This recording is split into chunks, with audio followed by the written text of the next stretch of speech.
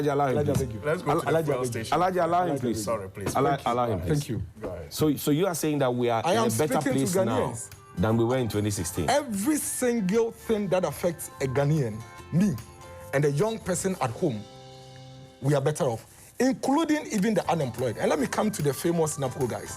Even the Napco guy today, who is owed by government for 4 months, is better off than it was in 2016, because in 2016, this morning, he was home sleeping and wondering who even owes him to go and chase the person after. Napco beneficiary Yes, better off. yes, because today, at least the Napco beneficiary is on a certain list. The government is owing him for 4 months. When I have someone owing me, I am better off than being in so much poverty that I haven't even had anything to do with for the person to owe me. Have you seen the letter that the meteorological agency? No, I beg you. Sorry, it's just a point. I don't want to digress. I asked him a question too. Have you seen the letter that the meteorological agency wrote? They say those Napco beneficiaries who are not coming to work, if opportunities come, they will not be considered. The guys are also saying we don't have money to transport ourselves to and from work. And you say that in a better place. Johnny, I will not digress. My point I am making on Napco is that in 2016, if I am a young Ghanaian that has graduated, had no job, I was part of an association of unemployed graduates. Right. Between 2017 and now, I have been working and being given some stipend, albeit it's small. And as it stands now, I have worked and government owes me 4 months. Anybody watching me that is fair-minded and objective would know that as it stands now, I have government owing me about 2,800 Ghana cedis, which means that I am far better off compared to 2016, that by this time, I have not even been able to hold a cutlass for someone to owe me 30 cedis, for me to even have a premise to go after. That's Dennis Miracles Obwaje. He is spokesperson for Dr. Bawumia's campaign.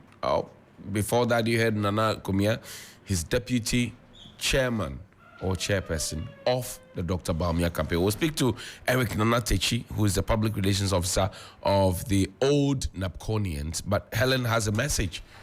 What are their statements saying? All right, so this is a press release dated the 24th of June, 2024. It's addressed to His Excellency, the Vice President, Dr. Bawumia, and it's about his promise to Napco trainees, a reminder and a call to action. Now, on June 2nd, 2024, the Vice President and flag bearer of the New Patriotic Party, NPP, Dr. Bawumia, made a significant promise to vulnerable former Napco trainees during his campaign tour in the Volta region, committing to pay the trainees 9-month arrears. However, weeks have passed without action, and silence has followed. As a result, vulnerable trainees in a critically weakened condition are demanding the fulfillment of the Vice President's promise. Frankly, Mr. President, Napco trainees have been waiting patiently for their hard-earned arrears for too long, only to be met with silence and disregard from your office that unveiled the scheme. The broken promises and neglect are staggering, and we will no longer remain silent on this matter.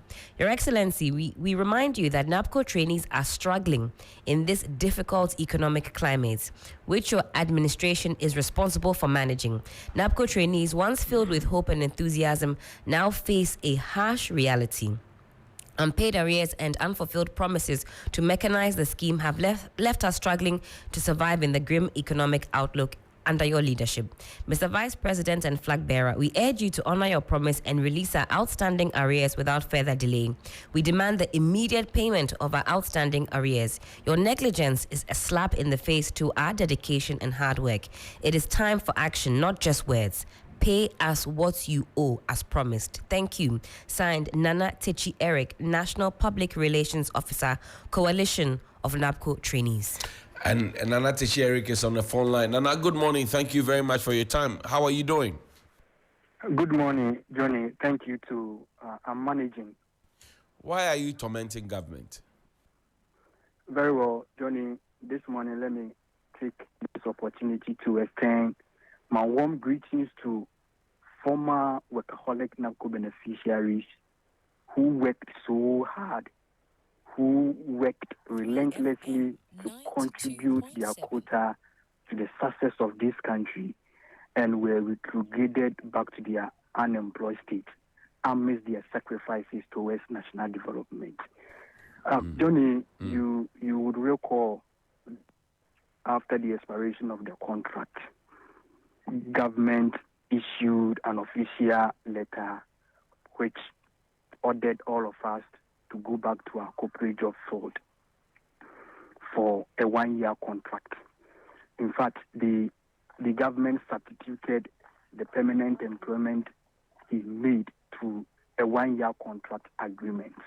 And so that particular official letter was endorsed by the Vice President of the land, Dr. Mahmoud Bawumia, and then that of Honorable Chief of Staff. And so we adhered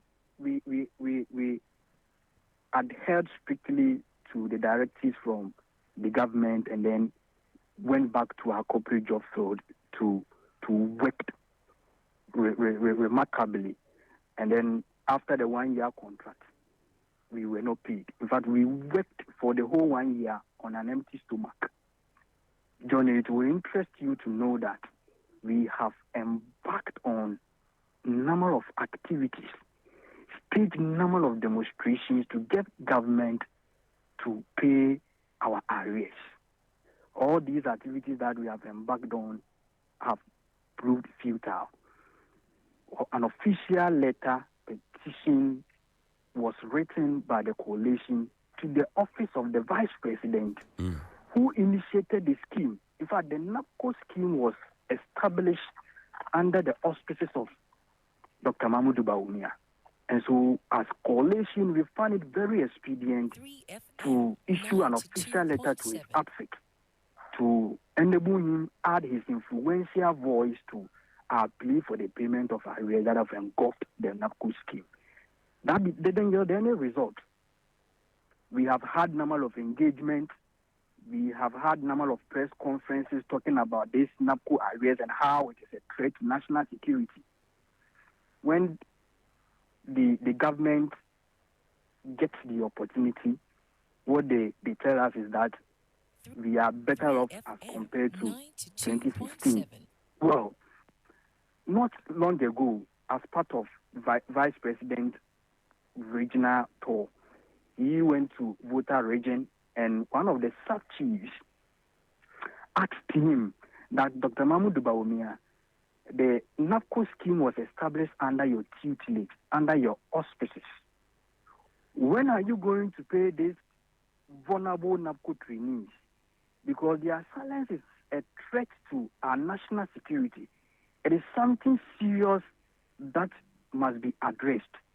And the Vice President promised the chief that his office is going to make sure the finance minister release funds to settle all arrears that have engulfed the Napco. You sound very disappointed. Very disappointed. I'm very disappointed in the government, particularly Dr. Mahmoud Bawumia, the Vice President, who is a flag bearer and whose office established the Napco scheme. He is aware government owes us. He has received number of letters from us and has remained silent on our plea for the payment of arrears. Look at this draconian economic climate that we find ourselves. Look at the prices of goods and services. How do we survive? There are two schools of thought. Nana Kumia, who is deputy chairman of the Dr. Bawumia campaign, says this is not good and you have to be paid ASAP. Dennis Abwaji, who is the communications director of the Bawumia campaign, says that it's better to owe you than not to owe you at all, because in the previous government you were not owed. I was very disappointed in Dennis Abwaji when he made this statement, I think a year ago. And I personally regard, Dennis Abwaji as just a secondary school boy communicator. Pardon me. Techi, slow down. Why are you attacking the young man? No. You see, the pains we are going through, Johnny, Napco trainees are psychologically traumatized. We are going through excruciating hardships and severe pains. So we need encouragement, you see, words of encouragement from government, communicators. But for you to come and do unnecessary, trifling, and trivial comparison to compare the erstwhile government to the current government and to say that trainees are better off as compared to 2016, what are you doing? What do you want to communicate if you are not just a schoolboy communicator? What message do you want to send across to vulnerable Napco trainees who do not know what the future holds for them, who are psychologically traumatized, who cannot afford even 2 cedis food? What are you communicating to them as a government spokesperson? And so I regard him as a just secondary school boy communicator. Pardon me.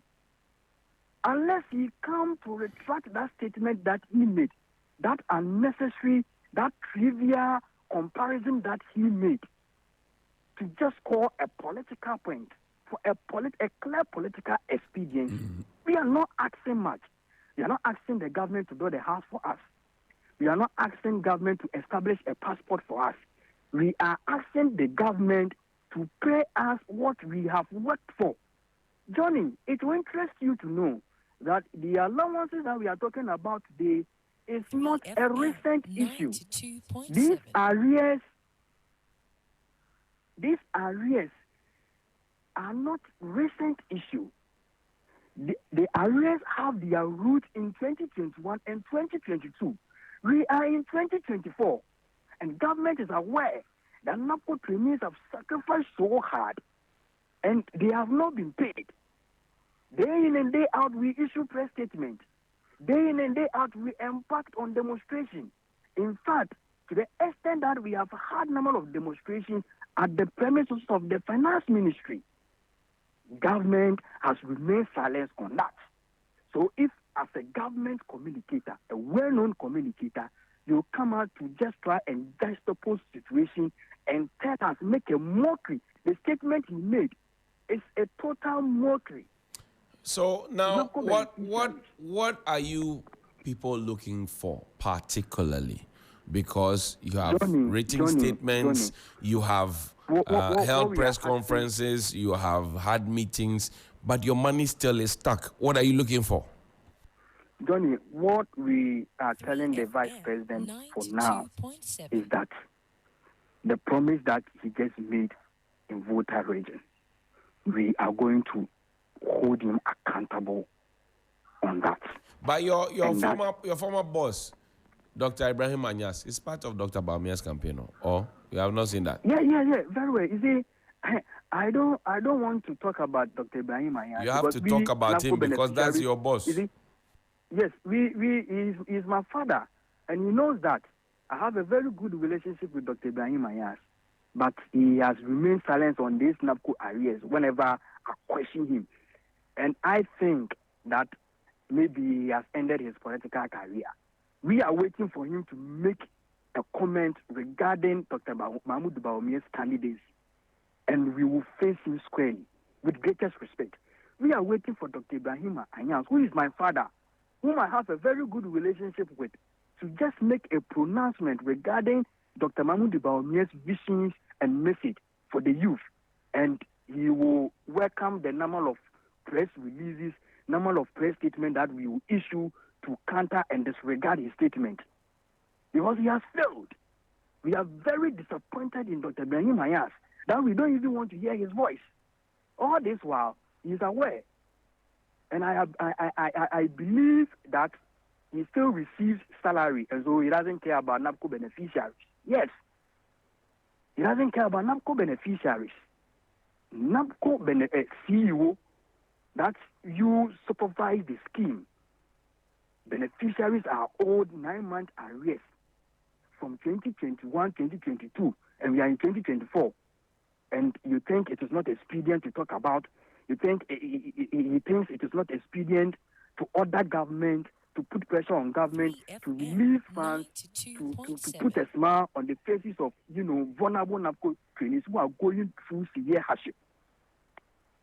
His time will come. And so what we want to... What do you mean when you say his time will come?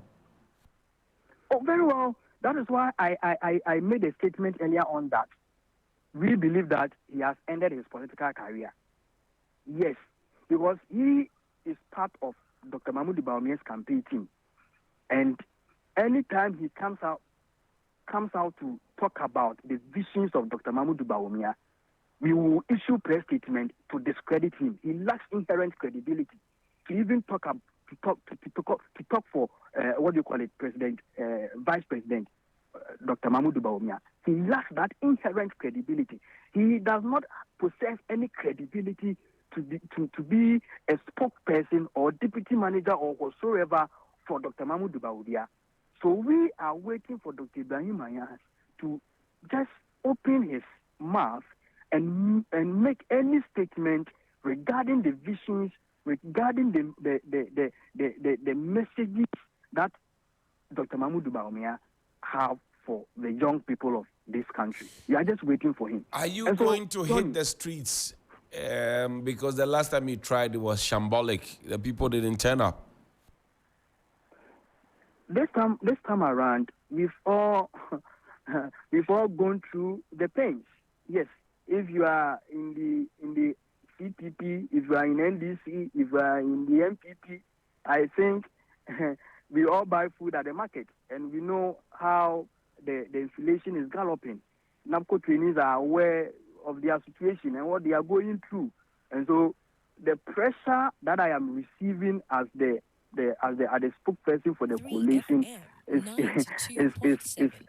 something else. And I believe that this time around, when we stage a demonstration or when we organize a demonstration, they are going to turn out. They are going to put their partisan politics aside and join for us to register our displeasure, our new Mr. Chichi, are you suggesting that there are political people amongst you who are interested more in party than in what you are going through collectively?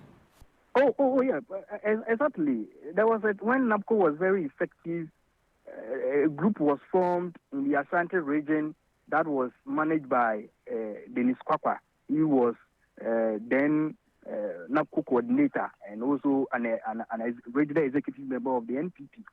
He organized a group for young people who were on the Napco scheme. And so anytime the coalition comes out with a statement, to compel government to provide funds to pay Napco beneficiaries, they also come out with counter press statements, to create a posture, to create a smoke screen that everything regarding the Napco is perfect.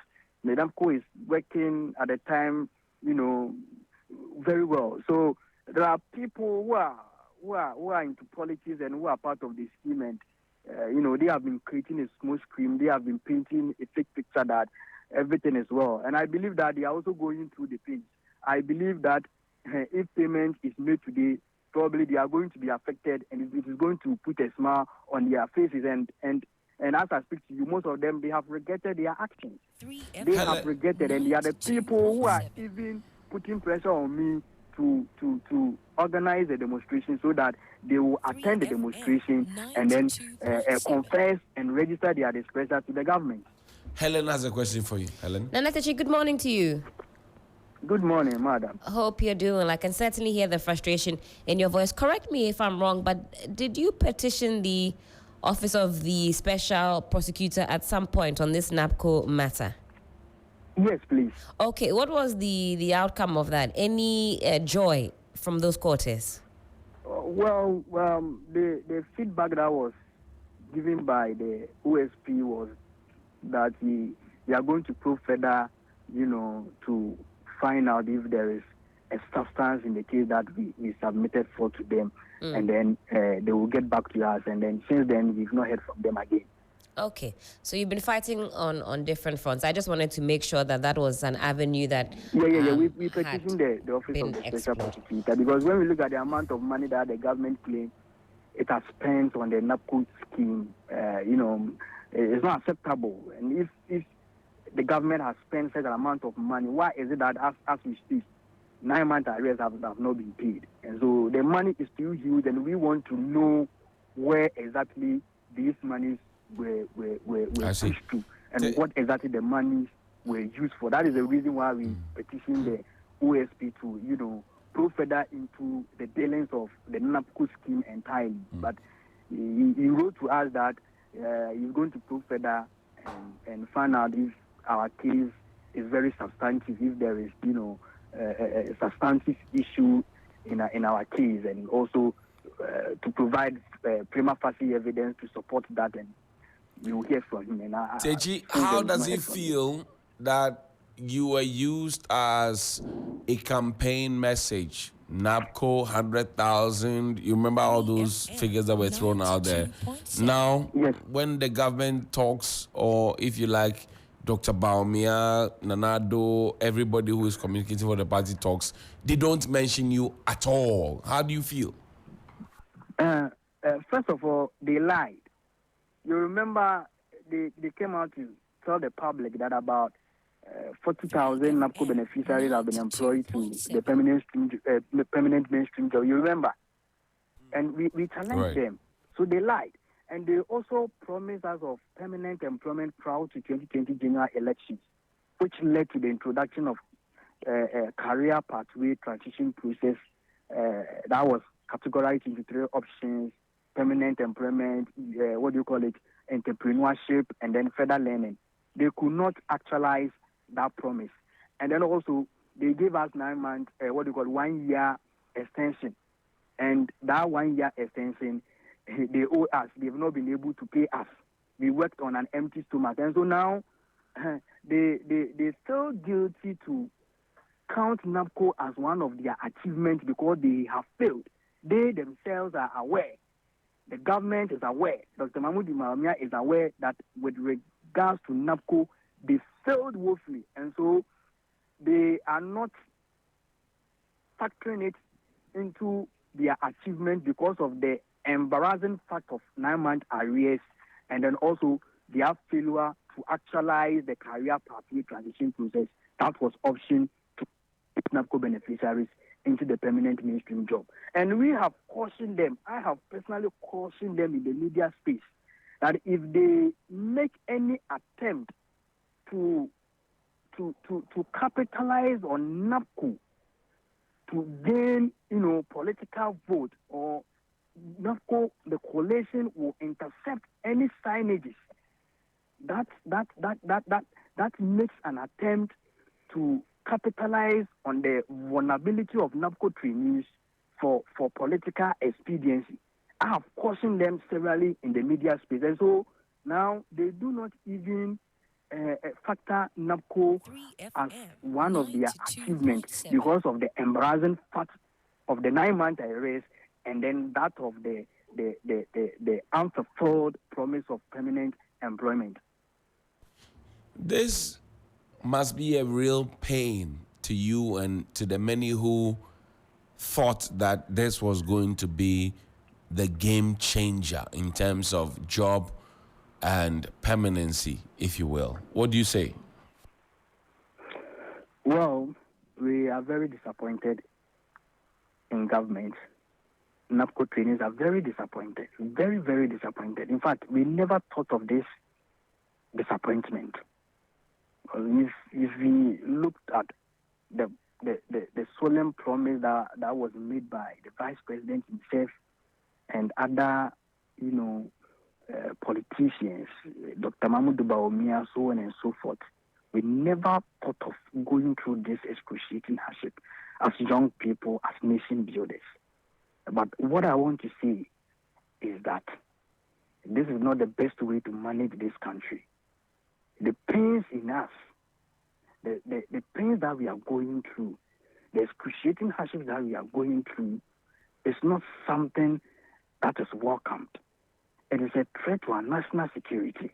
We are not happy at all as young people of this country. Johnny, if I get opportunity today, I will travel and leave this country. I think even Togo will be far better. Because Ghana, I am a citizen, and I have worked for 9 good months. I have not been paid. These arrears have their root in 2021, 2022. I am managing my small business. I just need this money to cushion up my business, to make life better for me. I'm not begging government. And look at how this has become a litigation between we vulnerable Napco trainees and that of the government. Johnny, if I get opportunity today, I will travel and leave this country. And I want to let the government know that, you see, our silence is a big threat to our national security. The demonstration that we are about to organize, it is going to be a mega and a very dangerous one. And then if the national security is listening to me, they should give advice to the president to release funds to pay Napco beneficiaries. Yes, if the national security is listening to me, they shouldn't be interested in coming to arrest me for saying that our silence is a threat to our national security. But they should be interested to advise the finance ministry. They should be interested to advise Dr. Mahmoud Bawumia to release funds as a matter of urgency to pay Napco beneficiaries, because we have given Dr. Mahmoud Bawumia 1 week ultimatum. If he fails to honor his promise as being made, we are going to begin the process to organize a mega demonstration, mega one, to register our displeasure. Johnny, we are very sad. You see, anytime I am called to talk about Napco issues, I become very sad because our situation is very pathetic. I develop just goose pimples, because there's no hope for us. Techi, we are hopeless. We have been gallivanting around. But Techi, you people don't speak up. You don't go on the streets. You don't do anything. You are just there. If all of what you are saying is what it is, we don't see your action. That's the problem. Hello, Johnny. If all of what you are saying is true, we don't see your action. Do we see your action? Oh, you see, Johnny, we are financially handicapped. You understand? And you believe that we have had number of engagement. In fact, we've issued number of press statements. We've had number of engagement with the media, staged number of demonstrations, so and so forth. You see, to organize demonstration, we would have wished that every week you organize demonstration. But who is going to support us, Johnny? How are we going to do it? That has become the problem.